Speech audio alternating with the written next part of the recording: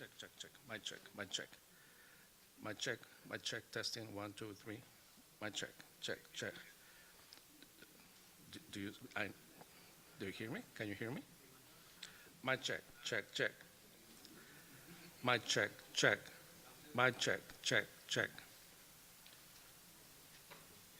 Yes. Can you hear me? Yes. Check. Can you hear me?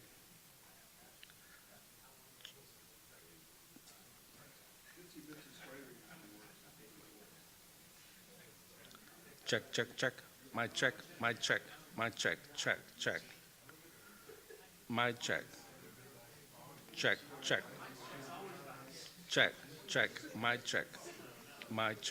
Check. My check. Live view 4. I have live view 4.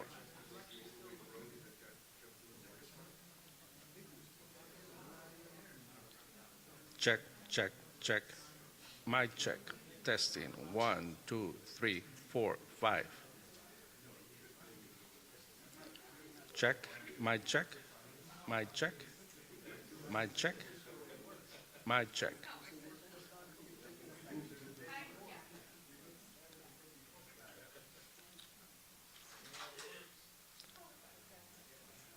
My check. Check.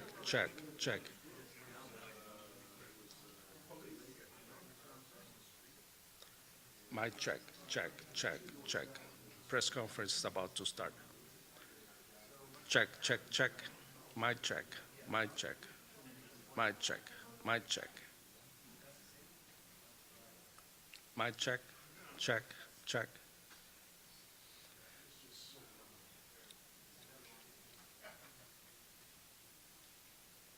Live view 4. My check. My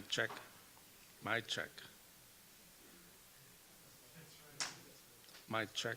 My check. Testing. 1, 2, 3, 4, 5. My check. Okay, press conference is about to start in a minute. So guys, no, you got it? Okay, can you hear me? All right, okay, thank you.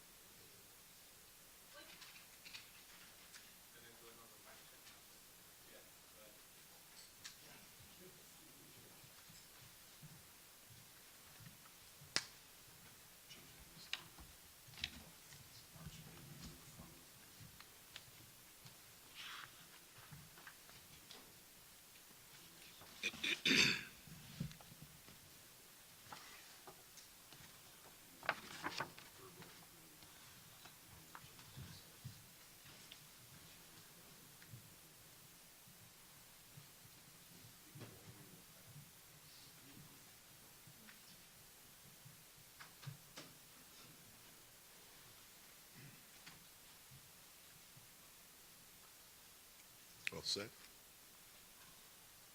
All right, good afternoon. And I'm joined here today by Mayor Brandon Johnson, Deputy Mayor of Community Safety, Gary and Gatewood, Cook County State's Attorney, Kim Fox, ATF Chicago Field Division Special Agent in Charge, Chris Amon, and Assistant Special Agent in Charge, Aaron Wheeler, members of our Chicago Police Command Staff, and members of our investigative response team. On Monday night, our department and our city lost a hero when Officer Enrique Martinez was shot and killed protecting the city of Chicago. Today is the first step in bringing his killer to justice. 23-year-old Darian McMillan has been charged with 1 felony count of first-degree murder of a police officer, 1 felony count of first-degree murder, 1 felony count of attempt murder of a police officer, 1 felony count of residential burglary, 1 felony count of unlawful use of a weapon, machine gun, 1 felony aggravated unlawful use of a weapon by felon. Immediately following the shooting, our detectives from the investigative response team began their investigation to secure charges against the offender who took the life of Officer Martinez. This offender is a convicted felon who was on electronic monitoring out of Will County. Needless to say, this individual should not have been on our streets with a fully automatic weapon, a weapon used to kill Officer Martinez, as well as another individual who was in the car with the offender. The responding officers who apprehended this offender amidst a chaotic scene did a great job in their response. Our detectives who gathered all evidence necessary to secure these charges, our partners at the ATF Chicago Field Division who worked to process the gun evidence, and our prosecutorial partners at the State's Attorney's Office who we communicated with throughout this investigation. I'd like to thank all of them for the great work that they provided to bring these charges. Everyone had a role to play in making sure this offender would be prosecuted to the fullest extent of the law. They did this in honor of Officer Martinez's sacrifice, and they did this to make sure no one else in our community would face the same heartbreak that Officer Martinez's family is right now. Officer Martinez was killed by the violence he worked to stop. I want that to resonate with everyone.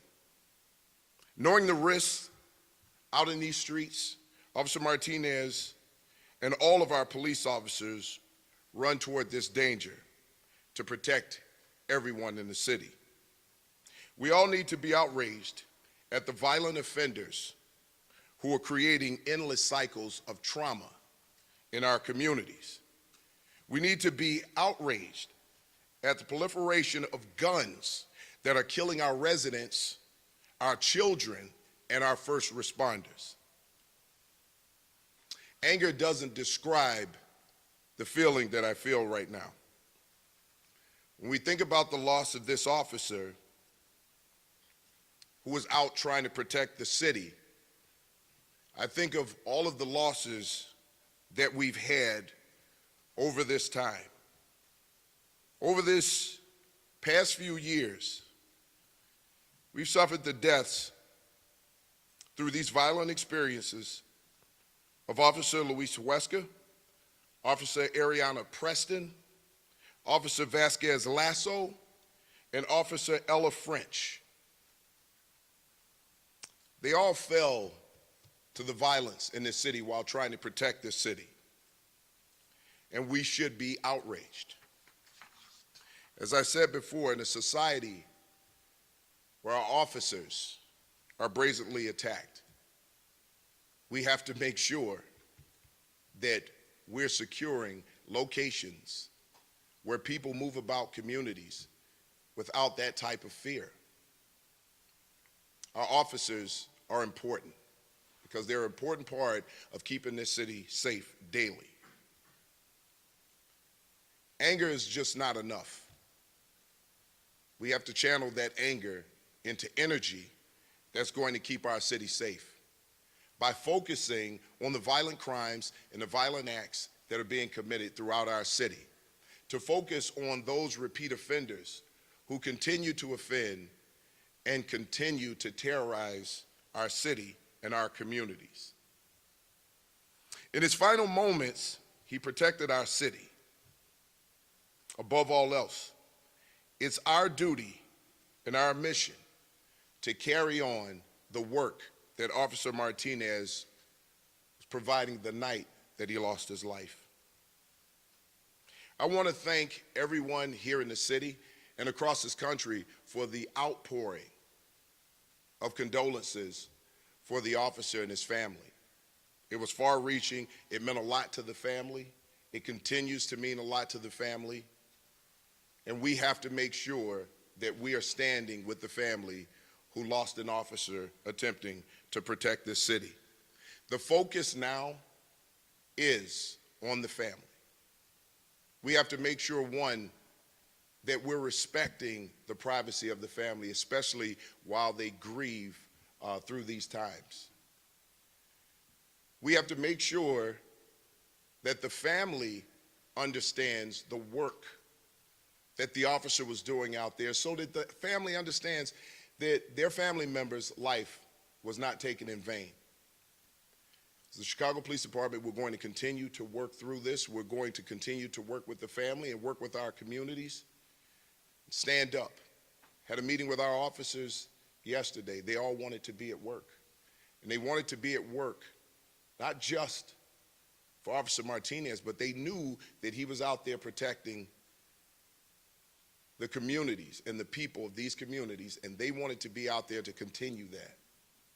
They understand how much they're needed here. They understand how much these communities need them, and they're going to be there to make sure that we keep those most vulnerable people safe, that we keep our children safe from these types of violent attacks by those people who should not be walking our streets right now.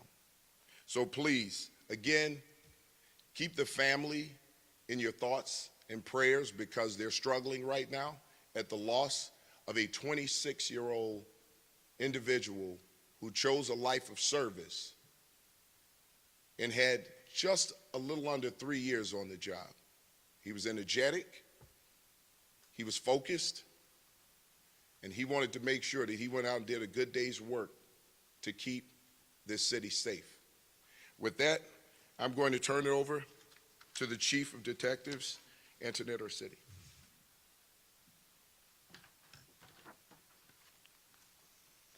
Good afternoon.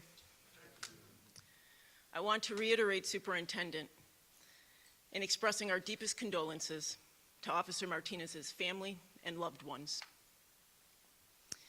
The investigation revealed that Officer Martinez and his partner were conducting a traffic stop on a vehicle blocking traffic in the 8,000 block of South Ingleside at approximately 8 p.m. The vehicle was occupied by 3 individuals, including the offender now charged. Additional officers responded to assist with the stop.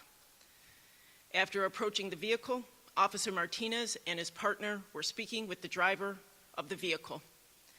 After noticing McMillan in the front passenger seat reaching for a bag on the floor of the vehicle, Officer Martinez and his partner gave verbal direction for McMillan to stop reaching. At this point, McMillan produced a fully automatic handgun equipped with a machine gun conversion device and an extended magazine, and fired in the direction of Officer Martinez, fatally striking him.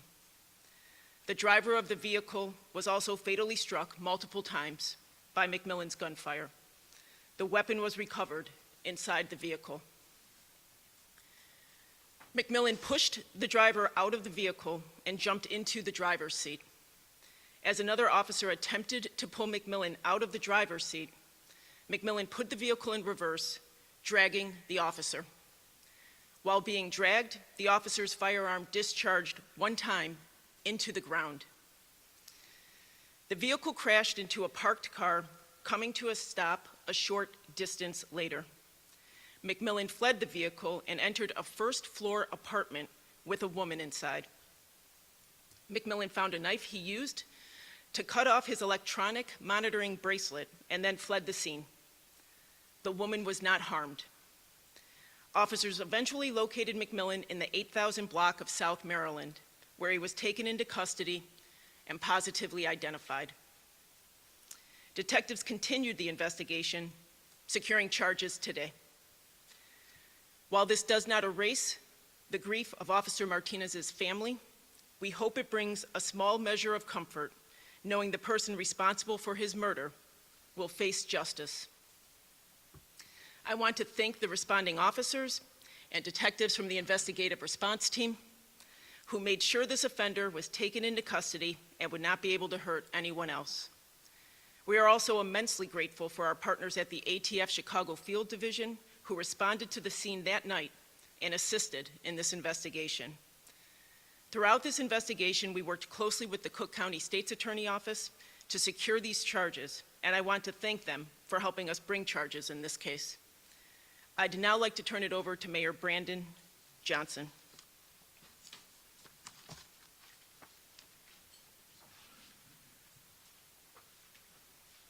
I am not Mayor Brandon Johnson. Thank you, Chief. Thank you, Superintendent Snelling, to Mayor Johnson, to the law enforcement partners that joined with us here today. Today, once again, our community is mourning, and our Chicago Police Department is also mourning. Today, once again, we gather in the wake of a devastating travesty. Let me say, I was just here less than a week ago, standing at this very podium alongside these same officers and detectives and the superintendent, talking about other officers who had been fired upon and thankfully were able to survive their shift that evening with their lives. A mere 6 days later, we stand once again, shoulder to shoulder, talking about the horrific violence that continues to plague not just our city, but the men and women who wear a uniform and run to the danger. To the family of Officer Martinez, a young man who chose a profession that was wrought with danger. A young man who I imagine in telling his family that he's chosen a life in law enforcement in a city like Chicago, with the issues of guns and violence, that they stayed awake at night worrying about him, to ultimately get the call that he would not make it home in service to the people of the city of Chicago is any family's worst nightmare. I want to once again send my condolences to his family as they grieve during this time, to the officer who bore witness to his partner lose his life and almost lose his own, and the devastating trauma that he will have to endure for years to come. To those who have been impacted and affected and show up today anyway, on behalf of the Cook County State's Attorney's Office and the people of Cook County, we thank you. We thank you for your service. As the superintendent said, we have filed multiple charges in this case, including first-degree murder of a police officer, the first-degree murder, attempted first-degree murder of a police officer, residential burglary, and possession of a machine gun. This defendant will appear in first appearance court tomorrow at the Layton County Courthouse, which starts at 11:30 a.m. During that court proceeding, a full recitation of facts, also known as a proffer, will be made available to all of you at that time. As I started these remarks, I would like to end them the same. We must never forget the profound sacrifices made by our police officers who put their lives on the line every single day to protect our communities. We owe them an immeasurable debt of gratitude, quite honestly, one which we will never be able to pay. And it is our solemn duty to pursue justice for those who have fallen in service. The Cook County State's Attorney's Office thanks the Chicago Police Department, the IRT, the ATF, for their partnership over the course of the last 48 hours to allow us to be in the position that we are in today, to have these charges approved, to begin the step of accountability, and we at the State's Attorney's Office will not rest until this defendant is held accountable to the fullest extent of the law. With that, I will turn it over to Mayor Brandon Johnson.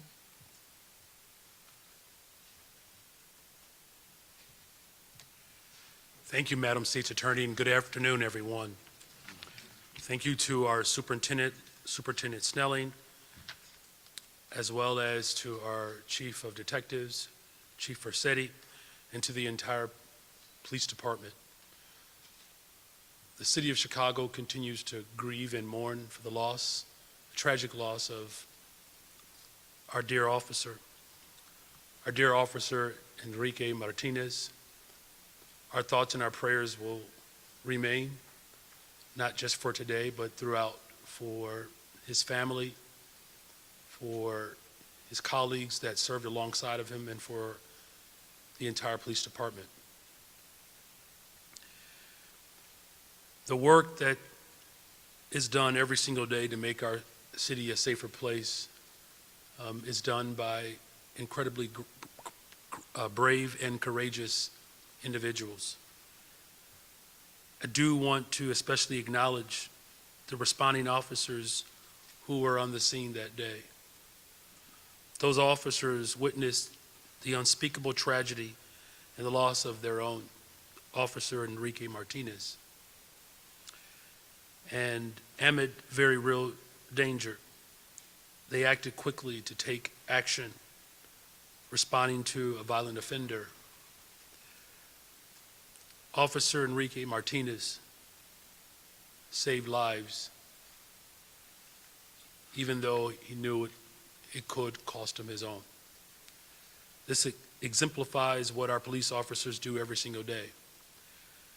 They know the sacrifices as well as the risks of their profession, but yet still, they work every day to protect us. Our entire city recognizes the extraordinary courage of the women and men of the Chicago Police Force. They have our deepest respect and our unending gratitude for protecting our city. Of course, especially in the wake of heartbreak and loss, the fact that they continue to show up every single day is a testament to their love for this city. And while today's charges won't bring back Officer Enrique Martinez, it's our hope that these charges will bring a sense of justice. Justice for the family and all that knew and loved Officer Enrique Martinez. We do grieve the loss of a brave public servant, a good-hearted young man, and a Chicagoan. As a city, let's continue, please, to pray for the family of Officer Enrique Martinez. We pray that they find peace along their healing journey. And we pray that the memory of Officer Martinez will be a comforting blessing. We also pray for the police officers who mourn this loss, and we pray for their safety and protection. I know the city of Chicago is reeling from this senseless act of violence. I'm here to tell you that we really have had enough of these acts of violence, particularly committed with guns. So we're going to continue to do everything in our power to end violence, and we need to do that together. The road ahead is certainly not a short one. It is a long journey. But I want us to remember that each and every one of us, we have the power to make a difference. Each and every one of us has the power to make our community safer. We have to support one another, look out for one another, and stand up for our communities together. I've been heartened to see an outpouring of support for the Chicago Police Department this week and beyond. And it gives me hope that the people of this city share our vision for a better, stronger, safer city. And once again, I do want to commend and thank the Chicago Police Department. These charges today certainly are a testament to why our detective division has to continue to be supported. We will bring justice for the Martinez family, the Chicago Police Department, and the city of Chicago as a whole. Let us continue to hold up Officer Enrique Martinez and his family. Hold him and his family in our hearts. And let us remember that Officer Martinez served with gratitude and courage and love. We thank him for his service. May we continue to honor his memory by committing to build a better, stronger, safer Chicago together. With that, I will turn it back over to our police superintendent for questions. Thank you, Mayor. With that, we'll take any questions. Buenas tardes, Jorge de Santiago with Telemundo Chicago. How are you? Señor, you mentioned Officer Huesca, Officer Preston, Officer Lasso, Officer French. You mentioned that we should be outraged, but what actions are missing to try and stop the violence? What's missing here? What part of that puzzle is being missed? What can the community do, and what can the legal system do to try to stop this? Well, that's a great question, and we've talked about this all along. The police can't do this all alone. We need the community to step up. We need everybody to start stepping up. We need people to start looking at accountability for those who are committing these acts and repeatedly committing acts. We're losing children in the street. We're losing our police officers. At some point, everybody has got to step up and say that this is enough. So we need community to step up, and we need to work in lockstep with community, and we need them to work with us. This divide between the police and the community cannot continue. We have to trust each other and have these communications so that we can get to the bottom of this type of violent crime. There are some people that no matter what we do, they're going to commit these violent acts. We need to take definite action and get those people off the street and keep them off the street. But then we have to reach out to our very young children to make sure that they don't take on this lifestyle and they end up going down the same road.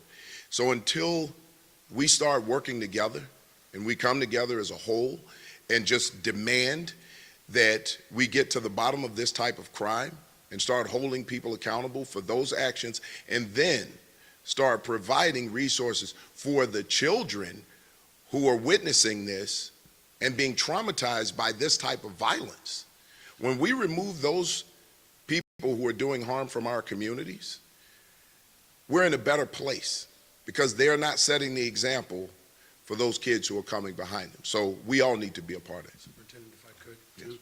Yes. Thank you for that question. And again, one of the things that I do want to point out is that there is a collective table, to the superintendent's point, of us coming together, state's attorney, county government, city government, working with our state partners, with our local law enforcement as well. During a previous time, that coordination wasn't taking place. The superintendent is absolutely right. As we've said repeatedly, this is not just a policing dynamic alone. We continue to rely too heavily on policing, not just in the city of Chicago, but our country. And that's why we're working to increase our detective division, which we're doing, and Chief Rossetti's doing an outstanding job.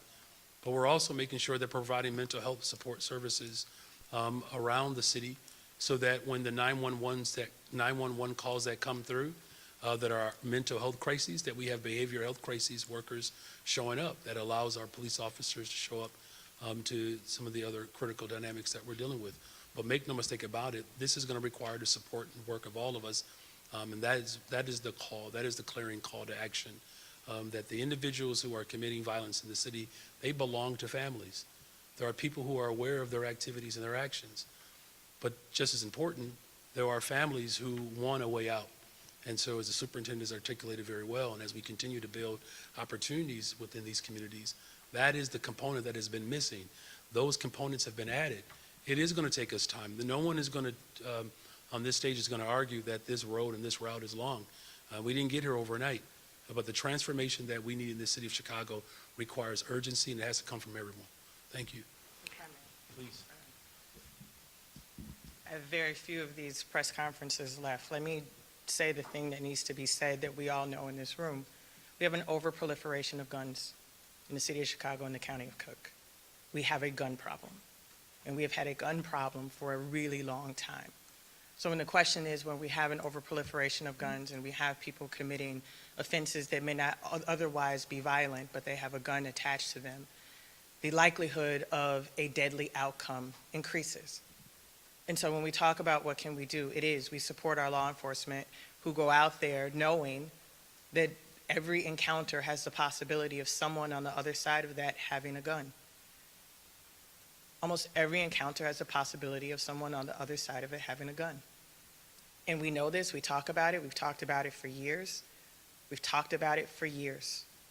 And I do want to commend Superintendent Snelling and the mayor and the city for finding ways for us to come together to respond to violence, but we have to prevent violence. And one of the ways that we prevent it, as the superintendent said, is investment in our young people and the supports that we need to provide around them. But there's a very unique problem that we have in Cook County, and that is the unique problem about the overproliferation of guns. And until we take decisive action on ensuring that those guns are not flooding our streets, that we're talking about a machine gun here, then we will continue to see the devastation that we see at the rates that we see it. Because we have more guns on our street than I believe that we have people who need to hold them.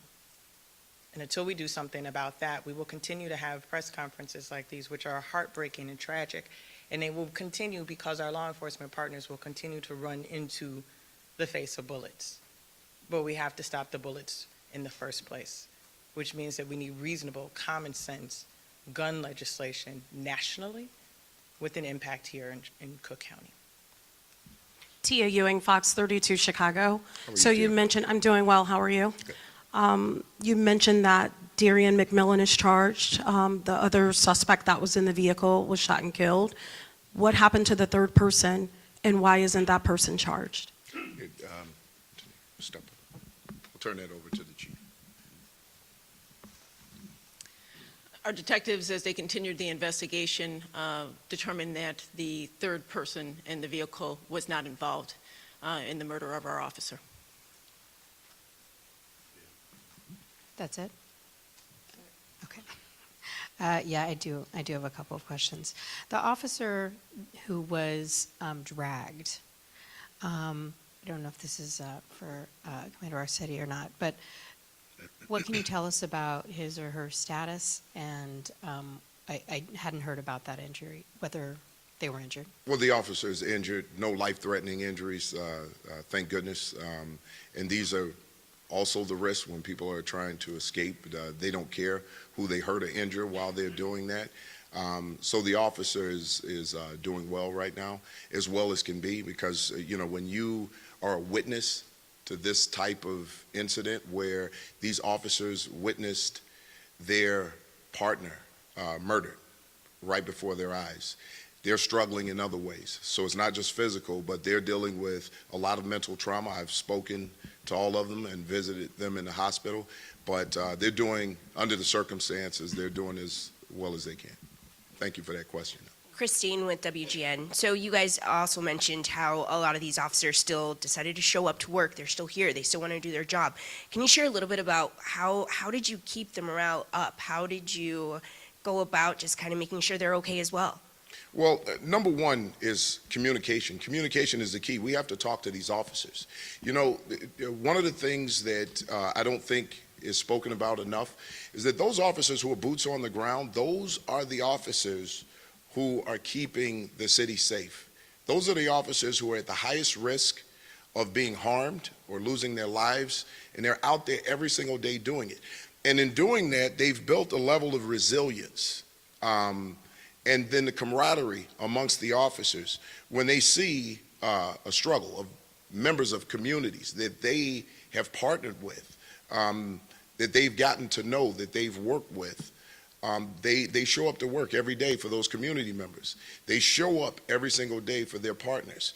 And one of the things that in this line of work that special people do, and when I say special people, I'm talking about these police officers, because it takes a special human being to do this kind of work and continue to do the same thing over and over.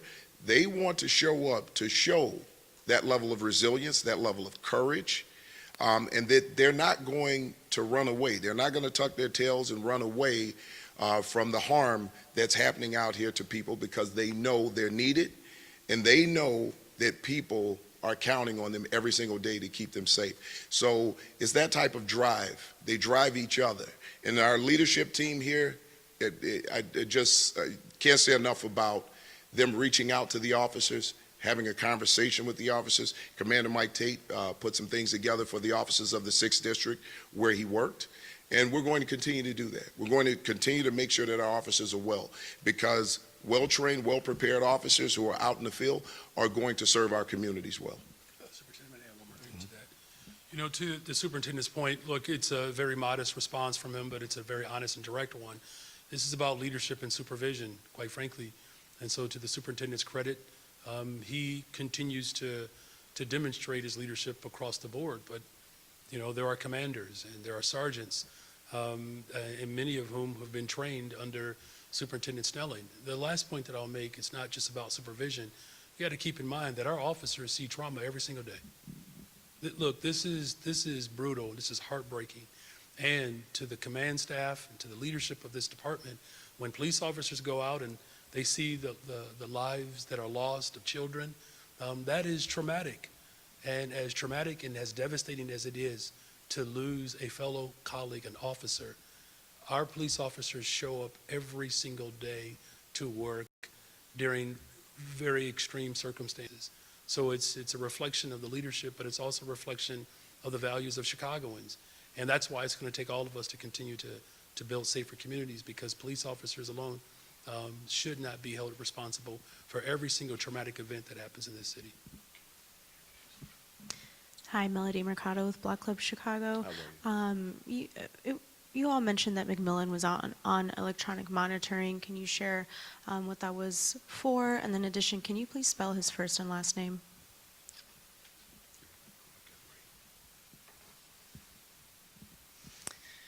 McMillan, when he was taken into custody, was on release as a condition of a prior arrest where he attempted to defraud a drug and alcohol screening test.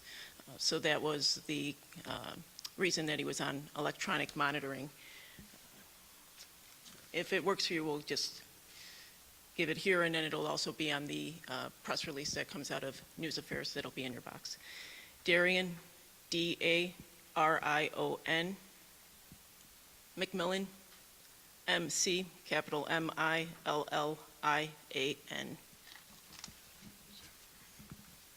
Afternoon, Sam from the Tribune. How are you, Sam? I'm well, Superintendent, thank you. For either you or Chief or City, shortly before the shooting Monday night, there was another 911 call about 2 blocks away where a woman said that she had shot someone who was breaking into her vehicle. Was that 911 call in any way related to the shooting itself a few minutes later? At this point, no. That we get multiple calls throughout the night. Our officers respond, and they'll determine if there's some validity to that. But this was separate from that. Now, our officers are working in those areas when they hear those calls, just to make sure that they're keeping those communities safe and those when those types of calls come out. Good afternoon. I'm Manuel Camarillo with the Chicago Sun-Times. You mentioned that the machine gun that was recovered had a device attached to it. I'm wondering if that's what's commonly known as a switch, and if you could talk about the proliferation about those devices as well. Well, that's exactly what it is, and I mean, I'm sure you've seen the video that's going around, and you can hear it in seconds, multiple rounds fired in 1 second. That puts everybody at a disadvantage. It puts our officers at a disadvantage.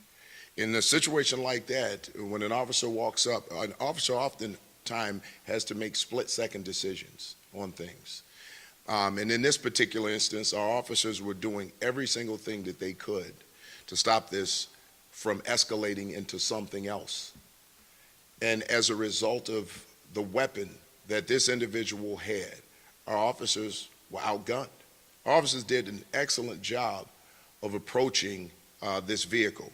And the mere fact that there were 2 guns recovered, and you see the background of the shooter, it tells you that our officers are focused on stopping those people who are committing these types of violent acts, you know, upon our community.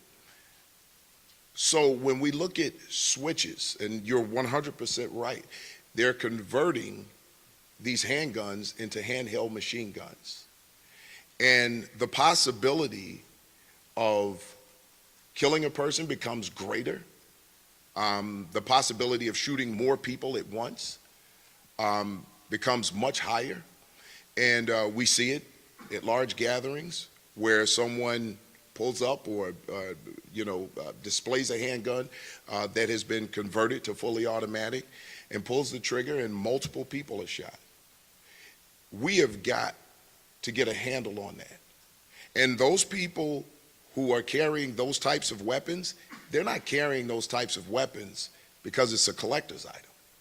They're doing it for one reason: to shoot as many people as they possibly can at once, or to riddle a human being with bullets until that person's life has expired. Let's make no mistake about why someone wants to convert a handgun with an extended magazine or a drum to a fully automatic weapon. They want to create as much carnage, human carnage, as they possibly can. And anybody who thinks anything differently they're sadly mistaken. We're out here as the police, we see it all the time, and we know what those weapons are being converted for. Hi, good afternoon. Sade Gray with CBS. How are you, Sade? Good. I do want to get off topic and want to go to Navy Pier and just want to get a little bit more details about that. The 2 victims that were shot, do we know if the intended target was an employee, if that was an unintended target, and if it was the second person, if that was the boss? For motive, I'm not sure. We'll have the chief of detectives come up and talk about that a little bit, because we don't want to get in the mindset of that person. I think we're going to answer. No. Thank you. Right now, it's very early on in the investigation. So our detectives are continuing to look into, and essentially they've done great work already in trying to take this individual into custody, but we are going to have to take this person into custody and continue that investigation to provide additional details. Thanks. Charlie Wojciechowski from Channel 5. How you doing, Bojo? I'm sure very good, Superintendent. How are you? Good, thank you. I've got to ask, we've just had an election. We've just had a new president who has been very strong on Second Amendment rights. We have a Senate that is now turned Republican, and quite possibly the House will as well. Does that make your job harder when it comes to what Madam State's Attorney called a over-proliferation of guns on the streets of Chicago? Well, listen, the State's Attorney Fox is 100% right. The number of guns that we gather every year, in excess of 12,000. The number of gun arrests that we make on a regular is just outrageous. And if you think about it, if we make 5,000 to 6,000 gun arrests, that's 5,000 to 6,000 possible deadly encounters that police officers have. And the number of police-involved shootings are very tiny compared to the number of encounters they have with people with guns. The job of being a police officer is ridiculously hard. The job of being the superintendent of the Chicago Police Department, when it comes to things that you're talking about, legislation around guns, it's also ridiculously hard. What we need to do is take a focus. This has nothing to do with just the Second Amendment. And the reason I say that is because, let's go back and talk about this again. People have the right to bear arms, but we're talking about law-abiding citizens who want to protect themselves. When we're looking at individuals who are getting guns, they're converting them to fully automatic handheld guns, they're driving around in vehicles, people are being robbed, people are being shot, there are drive-by shootings. We have to focus on that. It's not about the Second Amendment at this point, it's about saving lives.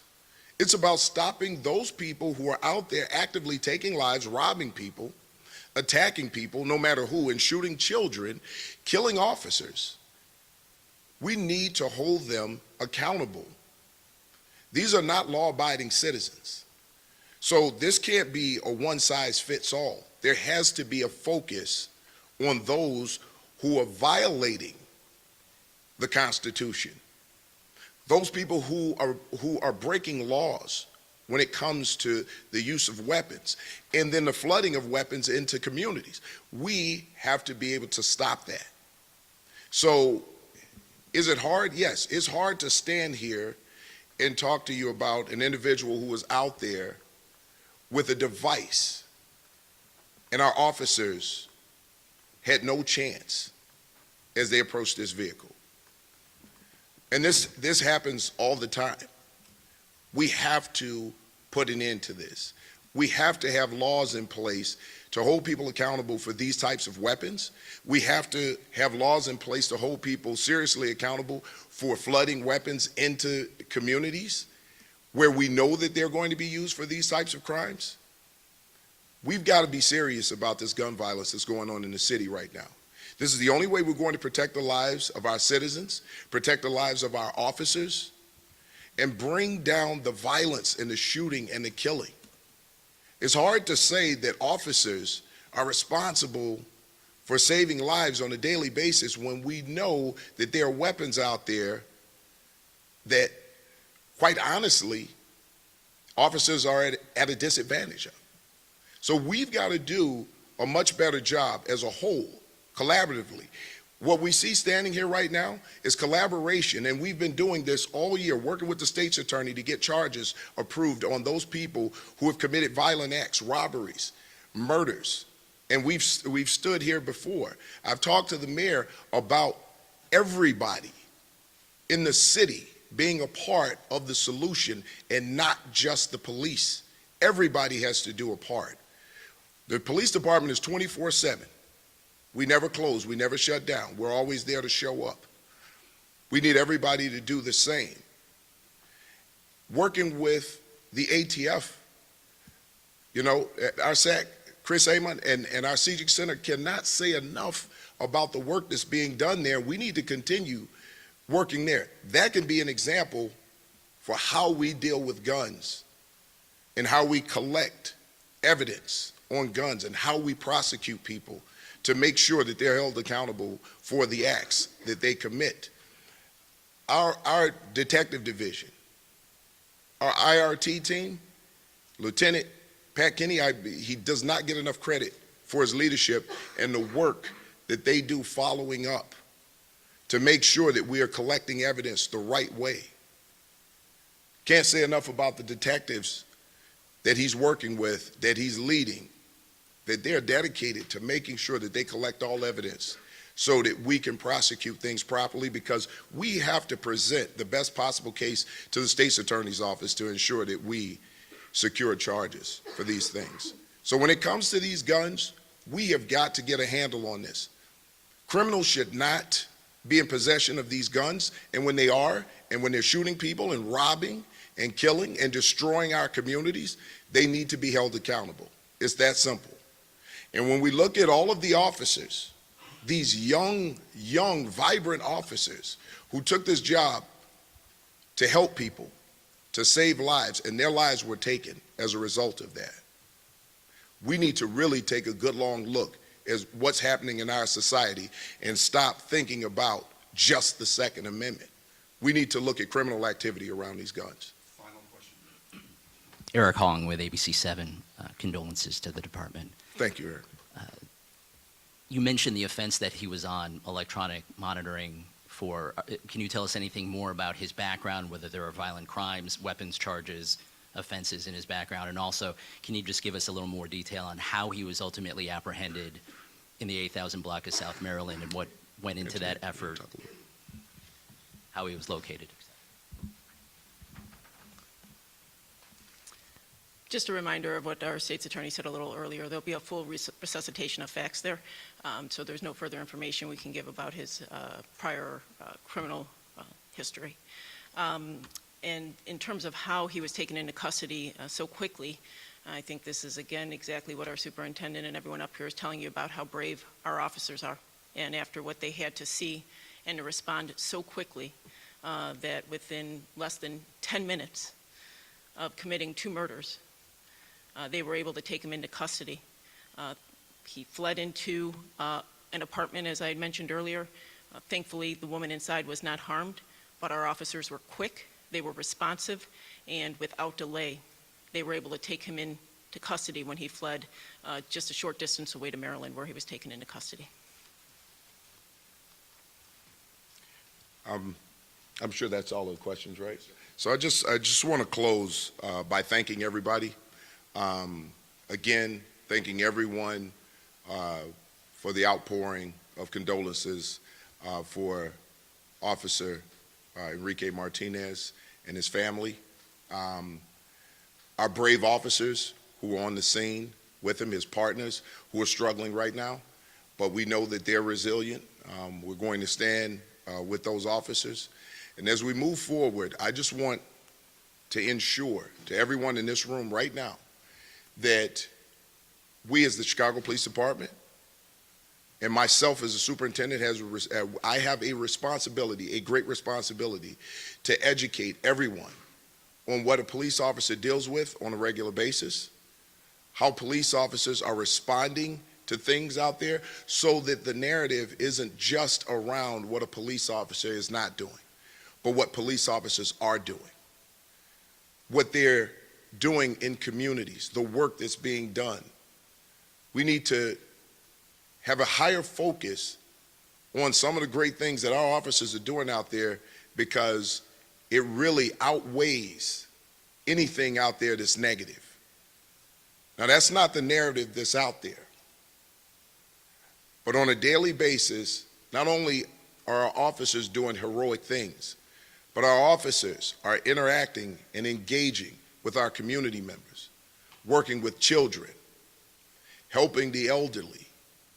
And we're going to continue to move in that direction, because that's how these officers are built. Human beings who are out there doing human things, but at the same time risking their lives while doing it.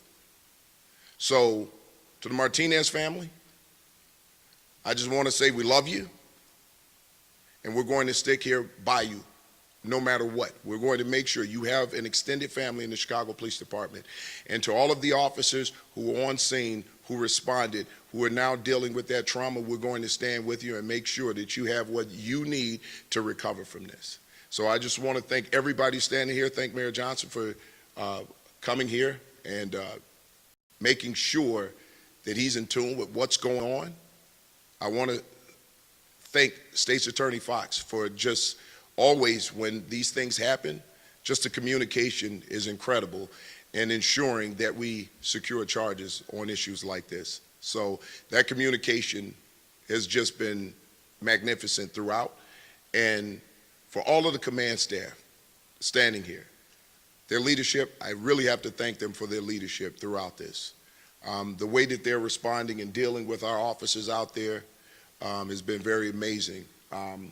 And the detective division, again, can't say enough about the work that these individuals do, because they have to work through all of the video and view these things over and over and over again. So I know they're also dealing with a level of trauma, but their resilience allows them to go through that evidence and make sure that they put together the best possible case that they can for the state's attorney's office. So thank you all for coming here, and I appreciate you. Thank you.